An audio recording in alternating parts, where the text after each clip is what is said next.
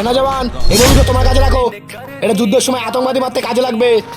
আরে স্যার, আপনাকে কতবার বলেছি না আমার বন্দুক থেকে ভয় লাগে, আপনার বন্দুক আপনিই রাখুন। আরে জওয়ান, তুমি এটা কি বলছো?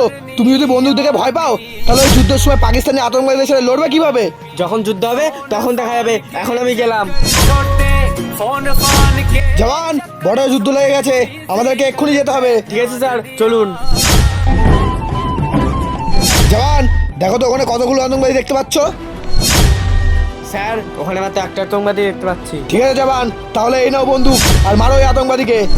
স্যার, আপনাকে কতবার বলেছি না আমার বন্দুক থেকে ভয় লাগে, আপনি মারুন ওই আতঙ্কবাদীকে। আরে জওয়ান, তুমি এটা কি বলছো? তোমার বাবা একজন বীর সেনা ছিল, আর সে একা 100টা আতঙ্কবাদীকে মেরে দিত, আর তুমি তার ছেলে হয়ে মাত্র একটা আতঙ্কবাদী মারতে ভয় পাচ্ছ? ছি, তোমার লজ্জা হওয়া উচিত। আরে স্যার, বন্দুকে তো গুলিই নেই। আমি জানি বন্ধুকে কোনো গুলি নেই, আর ও কোনো আতঙ্কবাদী না, ও আমাদেরই সাথী। এটা আমাদের একটা প্ল্যান ছিল তোমার ভয়টা কাটানোর জন্য।